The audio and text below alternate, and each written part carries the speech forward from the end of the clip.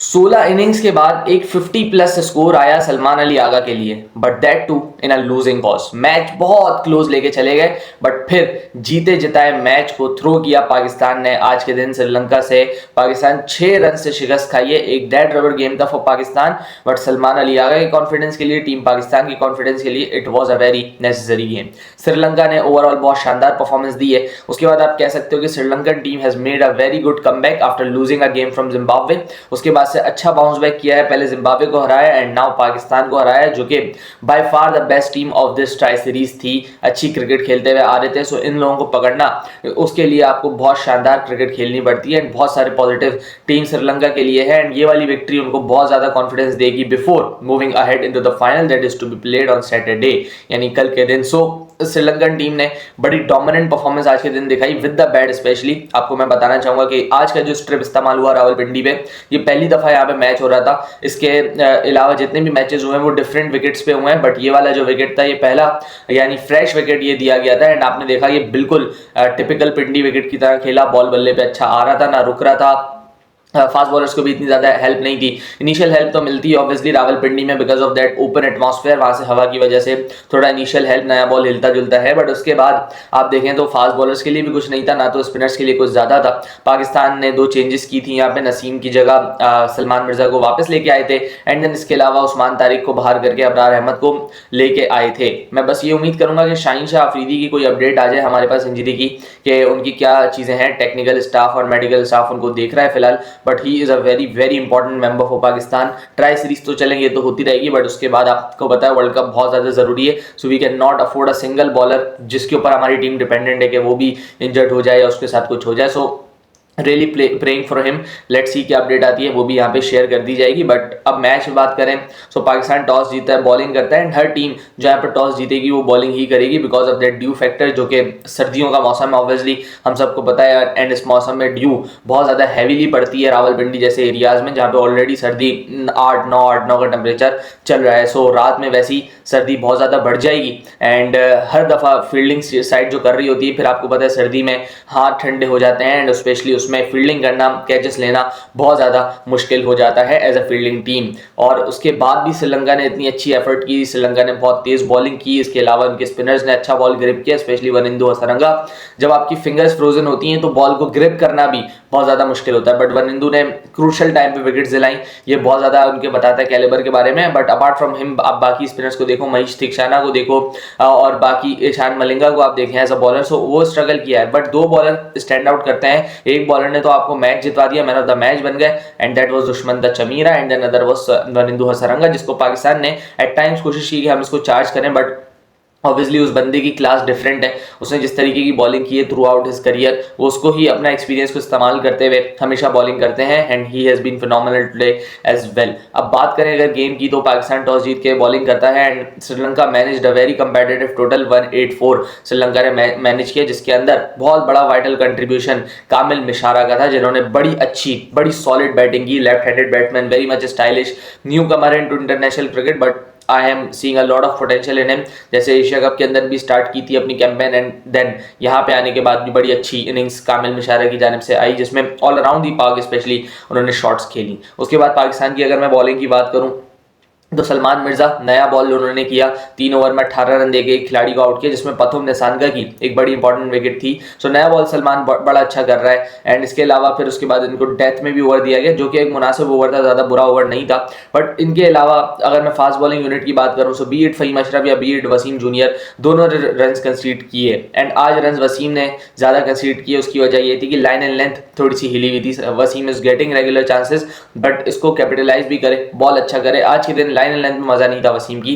अगर लाइन और लेंथ जगह पे होती तो विकेट थोड़ा बहुत ऑफर कर देता, क्योंकि ऑब्वियसली थोड़ा सा गीला विकेट होता है due to the moisture, but unfortunately leg stump पे जा रहे थे, कभी wider off the off stump try कर रहे थे, काफी डिफरेंट चीजें ट्राई की, जिसकी वजह से वाइड्स का भी खर्चा हुआ एंड एक्स्ट्रास काफ़ी ज़्यादा बने। सो इसकी वजह से काफ़ी ज़्यादा इश्यूज फेस किए वसीम जूनियर ने। अपने 4 ओवर में तकरीबन 40 रन दिए हैं उन्होंने, और इसकी वजह से ही आप देखेंगे कंट्रोल नहीं आ पाया पाकिस्तान की पूरी बॉलिंग में अगर हम देखें। सो उसके बाद नवाज को भी अगर मैं देखूं तो Nawaz was also on the expensive side, but Abrar Ahmed bowled decent spell, 4 over में 30 रन के करीब उन्होंने दिए। एक बहुत ज़्यादा क्रूशल विकेट भी हासिल किया उन्होंने at the crucial junction of the game as well.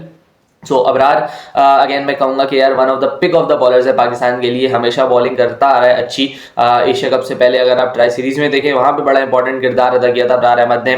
फिर उसके बाद आप चलते चले जाएं तो Abrar Ahmed is a very very good bowler right now for Pakistan, and मैं समझता हूँ कि रीढ़ की हड्डी है अबरार अहमद पाकिस्तान के लिए। साइम को एक ओवर करवाया सलमान ने which got him a wicket, हालांकि विकेट मैं समझता हूँ बॉल अच्छा नहीं था जिसपे कुसाल को आउट किया, but fortunately for him he got the wicket. But उसके बाद अगर मैं पाकिस्तान की बैटिंग पे आऊँ तो भाई ये घंटी है आपके लिए कि भाई आप अपने इस बैटिंग ऑर्डर को दुरुस्त करें, इस बैटिंग ऑर्डर में चेंजेस लेके आए। This is such a fragile middle order कि अगर इसके सामने कोई भी अच्छी टीम आती है ये नहीं टिक पाएगा, ये आपके पास सस्टेन नहीं कर पाएगा।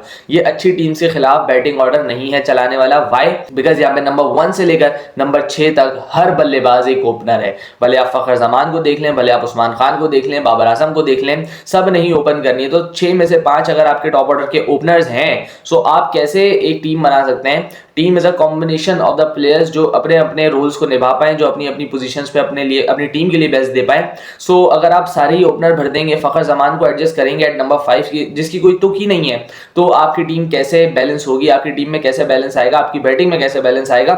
एंड ये इशू पाकिस्तान फेस कर रहा है सिंस दी एशिया कप। आपके पास वहां पे भी ज्यादा ओपनर्स थे, यहाँ पे भी ज्यादा ओपनर्स थे। अगर आप पीछे चले जाए ना तो 2024 के वर्ल्ड कप में भी आपके टॉप 4-5 में 3 से 4 ओपनर्स खेल रहे थे।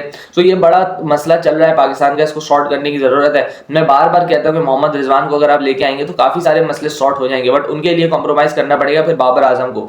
सो क्या पाकिस्तान इसके लिए रेडी है? I don't think they are ready for that. So वो नहीं होने वाला है, बट इसके लिए या क्या आपने आगे करना है, क्या हिकमत अमली आपकी होने वाली है, क्या चीजें आप देखने वाले हो, उसके लिए भी आपके पास टाइम कम रह गया। बिकॉज इसके बाद आपकी मैक्सिमम 3 मैच की एक ज्यादा सीरीज है।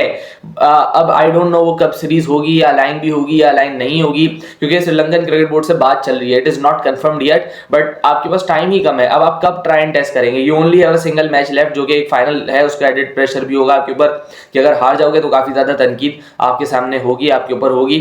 सो लेट्स सी कि आप अपने बैटिंग ऑर्डर का क्या करते हो। लेकिन विद दिस मिडिल ऑर्डर या विद दिस बैटिंग ऑर्डर आपकी जो टीम है ना वो भाईजान ज्यादा सर्वाइव नहीं कर पाएगी अगेंस्ट द बिगर ओपोनेंट्स। फखर जमान को नंबर 5 पे खिलाने का कोई तुक ही नहीं है। एज एन ओपनर उसने अपनी जिंदगी भर खेला है। नंबर 5 पे आई डोंट नो वो कैसे एडजस्ट करेगा।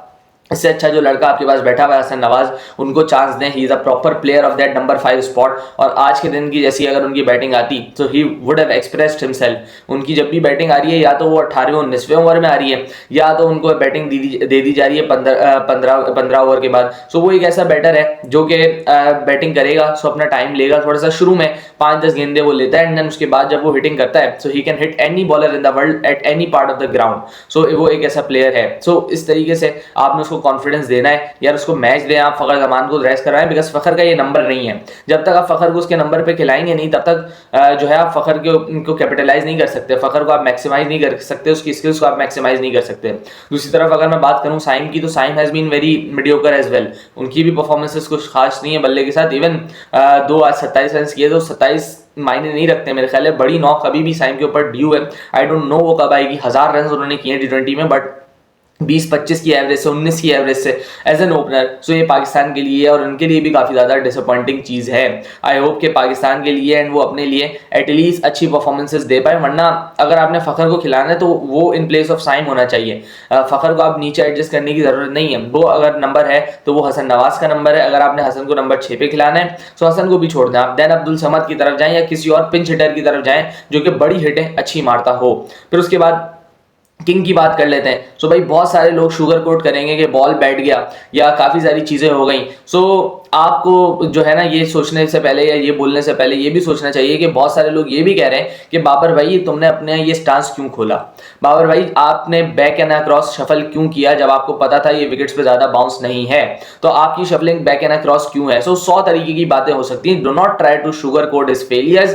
फैक्ट ये है कि लास्ट 9 इनिंग्स के अंदर 4 डक्स हैं बाबर आजम के, 4 डक्स लास्ट 9 इनिंग्स के अंदर, यानी हर 2 इनिंग्स के बाद तकरीबन बाबर भाई डक कर रहे हैं। So that has been the condition of your world class batter, जिसके ऊपर आप इन्हिसार करते हो, जिसको आप लेके आए हो इतनी उम्मीदों से कि ये हमारी डूबती नैया को पार कराएगा, यही हमें मैचेस जितवाएगा, यही सब कुछ करेगा। जैसे उसने पहले बहुत सारा कोई काम किया हुआ है, जैसे उसने पहले वर्ल्ड कप जितवाए हैं पाकिस्तान को अपने बलबूते के ऊपर। सो उस तरीके से आप उसके ऊपर भरोसा करके उसको लेके आए हो। आई डोंट नो वाई, क्यों, बट लेके आए हैं आप। सो ये तो आपका एक चीज़ हो चुकी है कि भाई आपकी टीम में तो है, वो कहीं जा नहीं सकता है, बट अब उसको कैसे मैनेज करना है वो तो सलमान अली आगा बताएंगे, माइक हेसन बताएंगे, बाबर आजम खुद बताएंगे, क्योंकि 9 इनिंग्स में 4 ducks, this is not acceptable. और जब भी रन रेट 9 से इजाफी का होता है, रिक्वायर रेट 9 से प्लस होता है, तो बाबर आजम आपको वहां दिखता ही नहीं है, वो उसकी एज अ प्लेयर इररेलेवेंस हो जाती है। फिर 9 के प्लस का रन रेट बाबर आजम आप बोलोगे, opponent team as an opponent team आप बोलोगे खेलता रहे। सो ये चीजें इंप्रूव करने की जरूरत है अगर आपको अपनी टीम को जितवाना है। आप वर्ल्ड क्लास कहलाते हो, आप नंबर 1 कहलाते हो, बैट्समैन कहलाते हो, इतने बड़े बैट्समैन कहलाते हो। सो ये सारी चीजें तो बाबर आजम को एटलीस्ट सही करनी चाहिए, इंप्रूव करनी चाहिए। यस, आज थोड़ा सा बॉल बैठा, बट कोई बहाना नहीं है भाई, ये इंटरनेशनल क्रिकेट है, यहाँ पे 100 चीज़ें होती हैं। एंड येट अगेन मैं कहूँगा फिर उसके हिसाब से आपने पिच को एडजस्ट करके खेलना था, but unfortunately yet another 0। And let's see final में किस तरीके से जाते हैं। बहुत सारी चीज़ें हैं जो इंप्रूव हो सकती हैं। फिर उसके बाद सलमान अली आगा काफ़ी अरसे के बाद 50 आया, एक बड़ा शानदार 50 आया। मैं समझता हूँ 42 पे 4 आउट थे पाकिस्तान के, वाइल्ड चेजिंग 180 प्लस। सो वहाँ पे बैटिंग करना, 50 करना एक बहुत बड़ी बात थी सलमान अली आगा की जानिब से। एंड ओनली 35 बॉल्स पे 50 की अपनी टीम को बहुत ज़्यादा क्लोज लेके चले गए थे। विद उस्मान खान पहले पार्टनरशिप लगाई, उस्मान ने भी बड़ा सेंसिबली खेला, लेकिन आउट होने का तरीका बहुत गंदा था। एक छक्का पहले ही ले चुका था एंड देन अगेन वो सेम शॉट मार रहा था। फिर उसके बाद नवाज से अच्छी पार्टनरशिप लगी। सो उस पार्टनरशिप के वक्त आपको लग रहा था कि पाकिस्तान ने अपने मैच जो है ये पॉकेट में कर लिया। जब 11 बॉलों पे सिर्फ और सिर्फ 16 रन चाहिए थे, सलमान अली आगा वेल सेट था, नवाज वेल सेट था। I guess match was in our pocket, but unfortunately match हम लोगों ने खुद थ्रो किया। सलमान को आखिरी 2 ओवर में स्ट्राइक ही नहीं मिली, और जो एक वो घटिया रूल है आईसीसी का, उसकी वजह से भी काफ़ी ज़्यादा इशू होता है। वो रूल क्या है कि जैसे ही अंपायर उंगली खड़ी करेगा वैसे ही बॉल डेड हो जाएगी, रन कंसीडर नहीं होगा और क्रॉस कंसीडर नहीं होगा। So that is a pathetic rule from ICC. इसको लुक आफ्टर करने की ज़रूरत है, but we do not make it an excuse. हम मैच हारे हैं, चमीरा ने बड़ी शानदार बॉलिंग की है, 10 रन रोके हैं, वहीम अशरफ को आउट किया है, सलमान अली आगा को स्ट्राइक पे आने नहीं दिया है। It is all his credit जो कि उन्होंने बॉलिंग की है उसके लिए। So Sri Lanka very very well played. I guess आज के मैच के बाद कॉन्फिडेंस ऊपर होगा। आई गेस फाइनल में खेलने का जो वो जज्बा है वो भी आया होगा। सो लेट्स सी किस तरीके से दे गो अबाउट देयर थिंग्स। मिलते हैं किसी और वीडियो में, अपना ख्याल रखिएगा। अल्लाह हाफिज़।